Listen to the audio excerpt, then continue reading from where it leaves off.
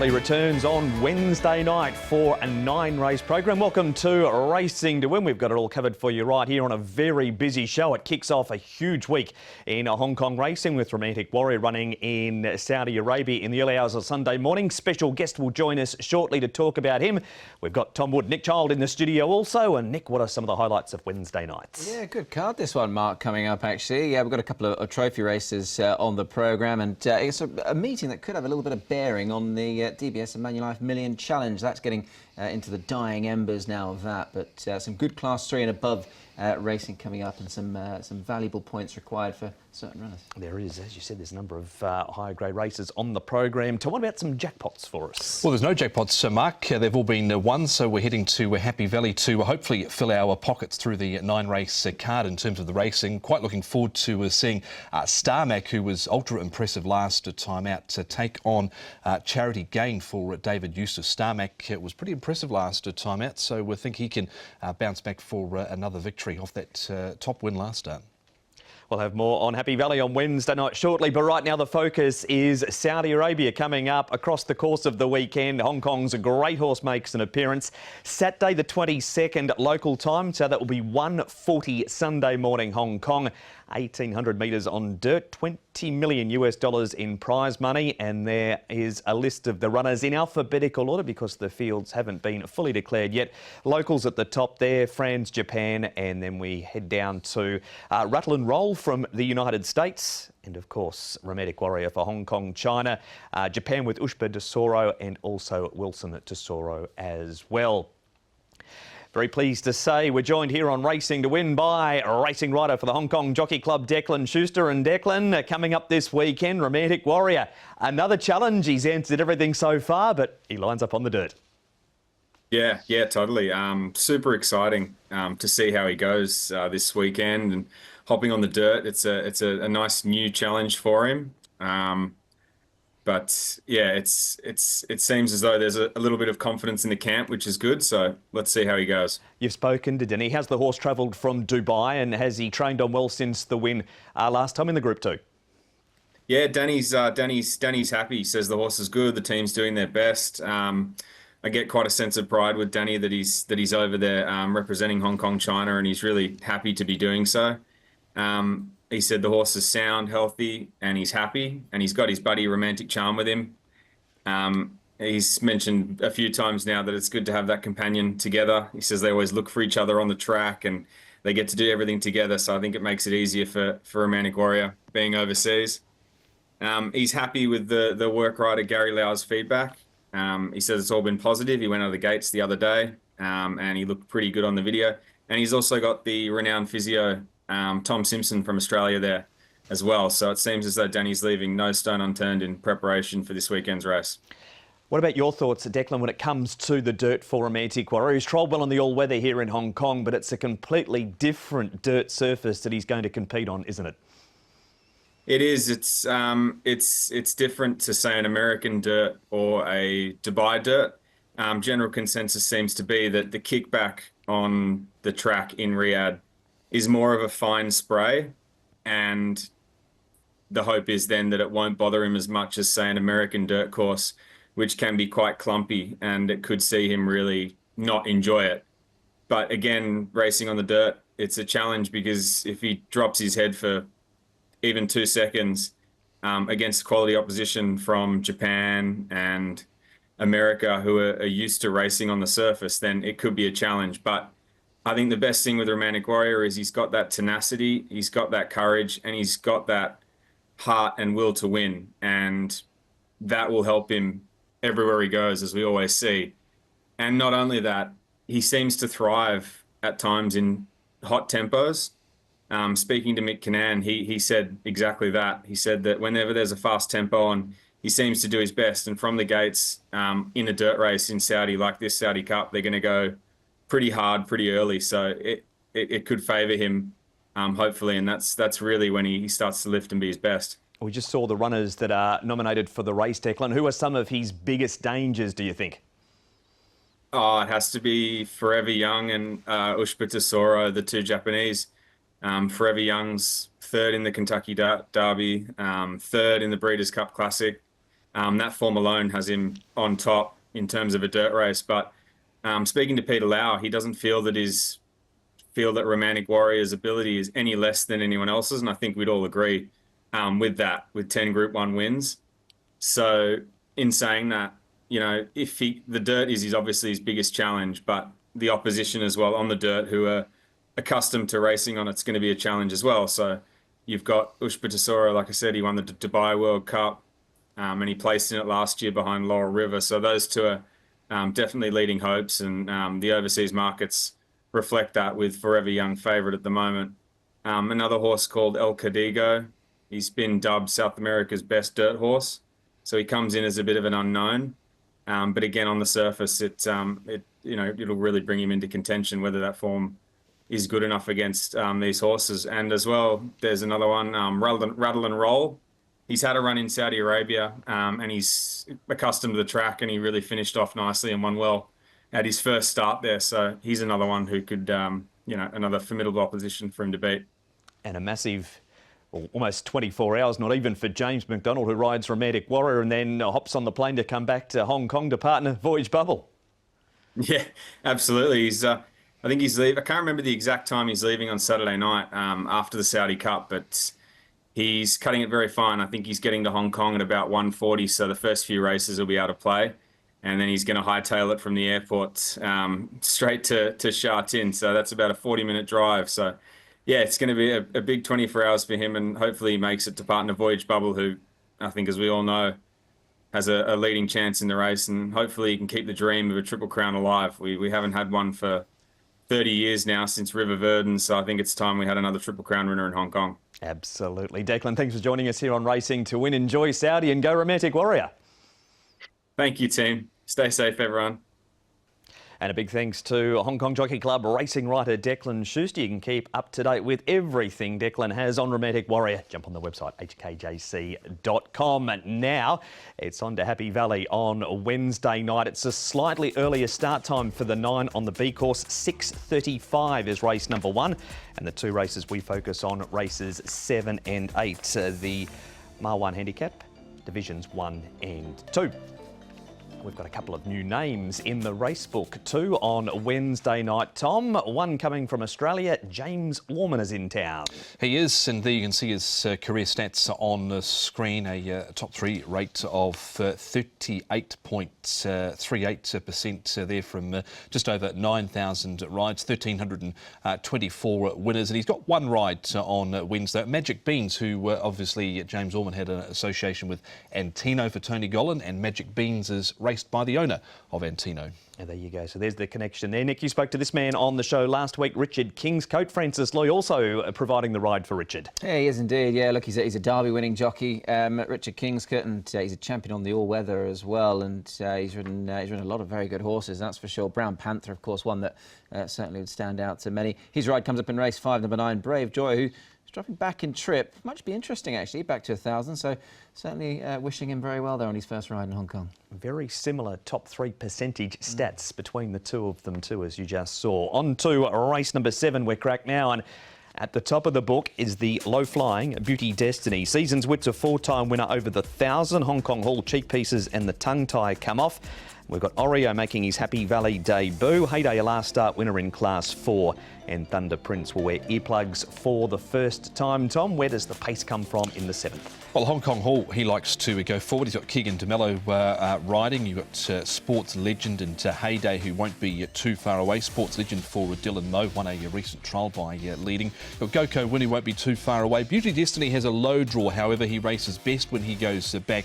And Oreo has the inside draw, however, he's probably unlikely to take advantage of that with his lack of early pace. And Thunder Prince probably has to go back from his draw of barrier number 12.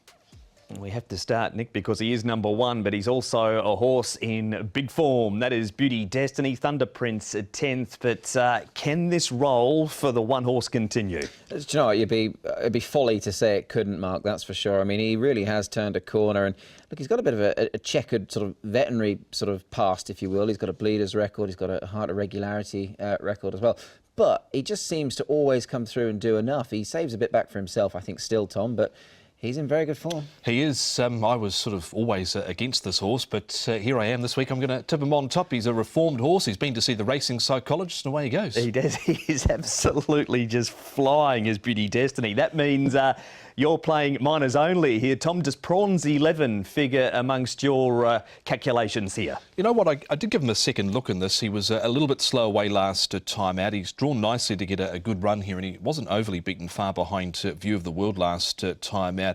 He's only had one win from his 15 starts. I just thought there might be a few others in this that are maybe a little stronger than him here. Yeah, do you know, I actually really like him in this. I think, as you say, he's drawn nicely. I think, given that Beauty Destiny's got the top weight, that's going to probably anchor him a little bit. But show me a more informed jockey than Matthew Poon at the moment. He's on, running plenty of confidence. I think he's got a cracking chance, this horse. That's a good report for Prawns 11 from Nick. We move on to Heyday Nick, who's had winning form recently. Its last start, in fact, on the 5th of February. He's a first-timer in this grade. He is. He's another pace influence as well, from a decent draw in 4. Matthew Chadwick will be on board. Look, got the better of Super 60 last time out.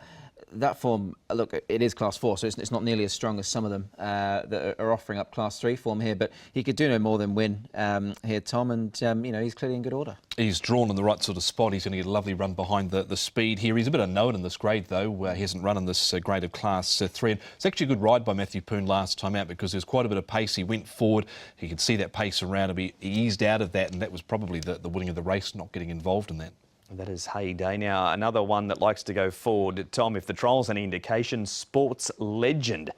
He wins this trial by 4. Now, granted, it was on the all-weather, it was a trial, but that's How Deep Is Your Love and Invincible Sage running 2nd and 3rd. Yeah, and out the back is Lifeline Express there, who went ever so close again at the weekend. He was actually quite keen in this barrier trial. He's lining up for the first time in 70 days. Last time out wasn't beaten overly far behind Atomic Force, but he won this trial in more than convincing style, and Dylan Moe's actually riding all right at the moment. He certainly is, yeah. Good to see Dylan getting the opportunities as well, and he's had 70 days off. 0 from 2, fresh mind. I just wonder if maybe he's the type of horse that would, you know, appreciate a run. OK, word of caution with Sports Legend, but the unthinkable is about to happen, Tom. It is. I'm about to tip Beauty Destiny. I am. He's on top, number 1 for Andrea Razzini and Frankie Law. Of course, Magnificent 9 has franked the form out of that race by winning at the weekend. Don't mind Oreo here. He's coming to Happy Valley for the first time. Hasn't trialled here in the past. Sports Legend off that trial. If there's one at a price that could run well from back in the field is Thunder Prince. The earplugs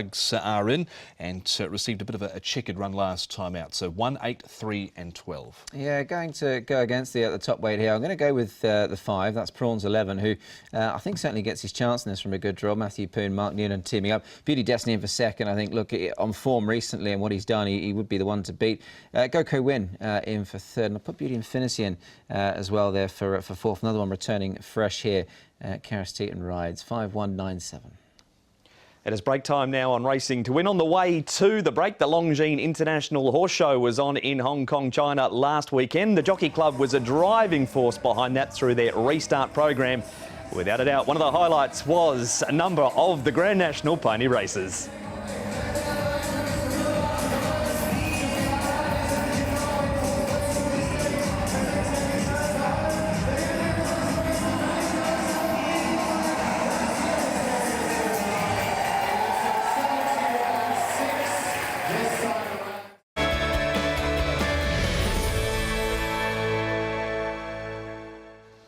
Welcome back. This is Racing to Win, Happy Valley on Wednesday night. Tom, out of the break we go into the last run reminder, and it took a while for Star Mac, but it didn't take him too long to deliver at Happy Valley. No, it didn't. It was his first run at Happy Valley. He put up a really good performance here, courtesy of a terrific ride in the end from Brenton of Dallin. You can see he jumped reasonably well, but from the draw they opted to settle back in the field, and overall it was just a good ride in the end. 0.77 slower than standard for that first portion of the race, but you can see he's never come round a horse here up against the inside and has been able to gun them down on the inside here. And look, he's a big chance of repeating again, I think, on Wednesday night at Happy Valley. There's a horse that David Hayes has always rated fairly highly, went round in some of last season's better 4-year-old races, and maybe they've found the key to him, and that's Happy Valley. He is race 6, number 5, Star Mac for leading stable David Hayes. The last run reminder for this program. We move now on to race number 8, and at the top of the bookies, Eternal Fortune stepping back up in trip. Gustosissimo carries an extra £6 for a senior rider. Spicy Gold race wide last time, much better draw this week.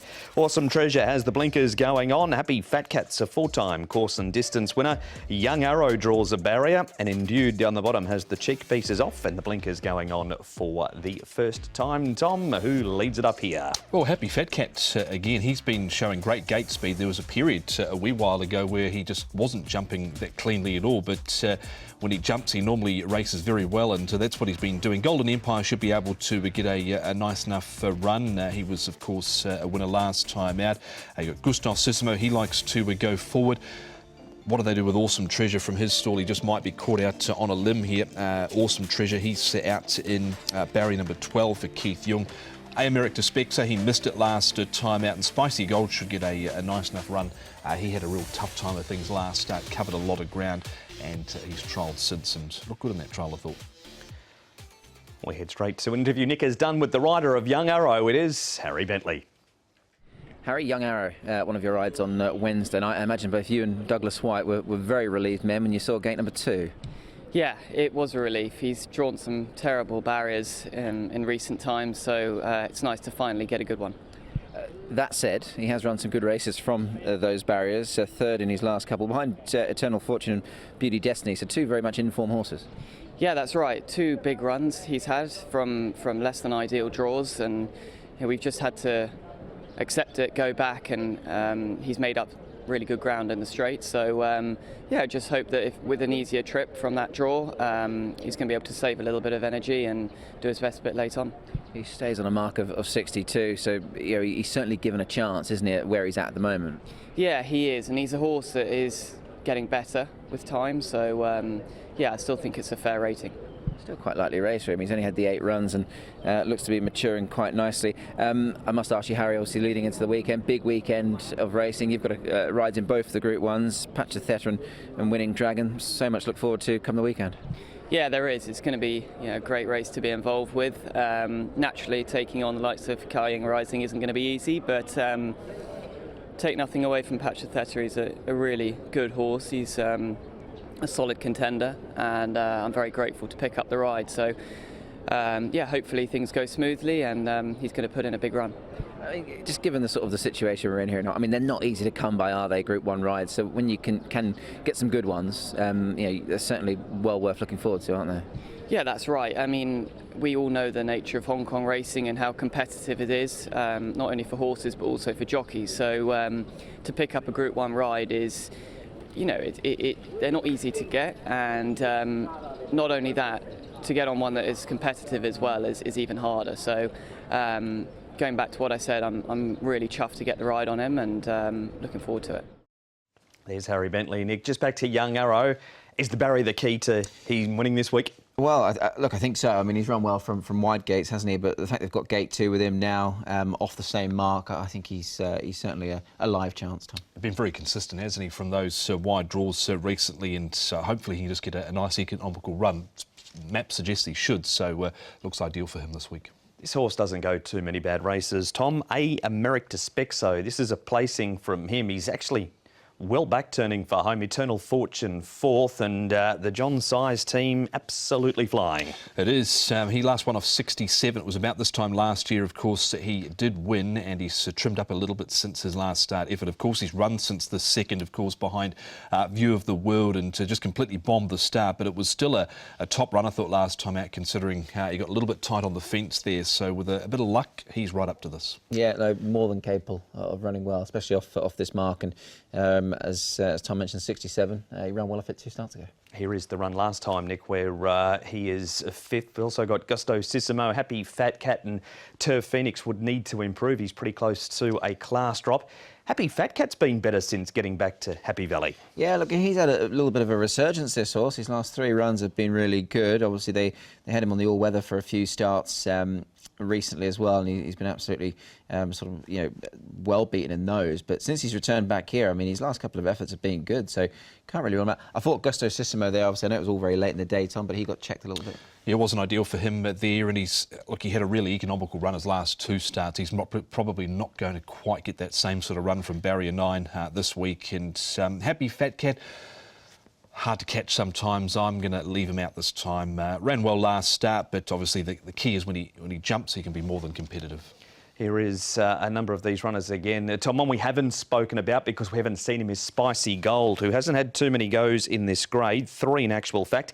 He did run second 2 starts ago. He's had a quiet trial up at Chung Fa since. He's the horse I really like here. He was out fast last time out, but in the end it actually didn't matter because he was caught wide the whole way and just could not get in. He's had a quiet trial up at Chung Fa since. Mark Newnham's really been able to find the keys to unlocking the success of this horse. He seems to have mellowed out a bit, and it's really worked for him. Yeah, it certainly has. I mean, I suppose the negative is that he's £10 higher than his last win, so I think he's going to start finding it tougher, but I certainly concur with what Tom says. I think he's a chance for sure, and he's in good order. That is Spicy Gold. Now, we've seen this trial already, Nick. It was during the interview you did with Harry Bentley on Patch of Theta, but the horse that's up outside the leader is Endued, and he gets in here off a very light weight and a very strong trial. It does indeed, yeah.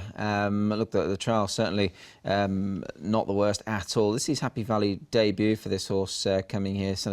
Got blinkers on, cheek pieces coming off. Holly Doyle's going on as well. So look, there's certainly pros and cons to him here, Tom. I mean, I couldn't find a spot for him, but I imagine you could make a case for him. It was a bit of a forget for him last time out. He obviously got a bad check at the start and was pretty much out of play from there. There was nothing wrong with the trial. So interested to see whether they plan to ride him this time around. Obviously, you've got the blinkers on. One with the cheek pieces overseas prior to arriving. All right, selections for this race, Tom. Yeah, as I said, I quite like it in this race. Spicy Gold out of the Mark Newnham stable. Had clear excuses last time out, and in that race last start, he was still only beaten a length at the line. So Spicy Gold to beat Americ to Spexer, just needs to jump. Young Arrow, and don't mind Giant Leap. He's a 2-time course and distance winner as well. 5, 3, 9 and 10. Yeah, took a bit of confidence out of that interview with Harry. I'm going to go Young Arrow here. I think he can finally get his head in front in Hong Kong. He's got a good draw this time in. Spicy Gold in for second, can certainly run well. He has been doing so. Gustosissimo, I think, can once again run a decent race. Brenton Abdullah riding this time around. And Eternal Fortune up at the top with £7 off. He's holding his form very consistently. 9-5-2-1. And all the races are previewed on the website, hkjc.com. Click on audio and video for race-by-race analysis, Tom. But we're near the end of the show and it's best bet time. It is, and my best bet does come up midway through the card. Race 5, number 5, Champion Method, drawn at barrier number 2 this week. And this is his effort behind Parents' Love last time out. Thought it was a strong run from him. Meets him better off at the weight. I think £8 turnaround this time around. Next Valley runner is in this race as well. And that, of course, is down towards the middle of the order. Harmony Fire, who ran well here, but with a turnaround on the winner, I think he can get it done this week. Swagger Bro's got blinkers going on. He won with blinkers overseas. His runs haven't been too bad, I think, leading into this Happy Valley assignment. Flamingo Trillion, Starmac, Charity Gain, the play for race number 6. Yeah, best bet coming up for me on Wednesday night. It's race 8, number 9, Young Arrow. I think he can get the job done from his inside draw this time around. At the value, as we saw in that piece of footage a few moments ago, Harmony Fire, race 5, number 4. Good competitive sprint, but I think he's a chance. And the play, race 9, numbers 1, 4, 5 for me. Sticking with Dylan Moe, he's been pretty good for us in recent weeks and months, and Sports Legends trial was pretty good on the all-weather against some Group 1 horses. Danny Shum trains him. Youth Power, hoping we might get a price, but he goes his best races from the draw. Keith Young cleared to return to race riding at the Valley on Wednesday night. We'll go to play Sports Legend, Beauty Destiny in a forecast. Race 7, number 3 to beat 1. That is Happy Valley. Diary's got some big stuff on it, Nick, notably. Well, it's a huge Sunday because we've got Romantic Warrior in the early hours of the morning and then dual Group 1s in the afternoon. Yeah, looking forward to covering both of them there, Mark, of course, and a Group 1 doubleheader, Tom, always something to look forward to. Yeah, certainly, and obviously there's plenty of simulcast World Pool action coming through on a Saturday afternoon. We've got the Futurity and the Blue Diamond coming out of Australia to serve up as a little hors d'oeuvre heading into Sunday. Absolutely. Heaps of racing coming up, but that has been racing. To win the focus, of course, was Happy Valley on Wednesday night. Big thanks to the boys, big thanks to you also. And just a reminder, if you are betting at Happy Valley on Wednesday night, 5 minutes early, the first at 6:35.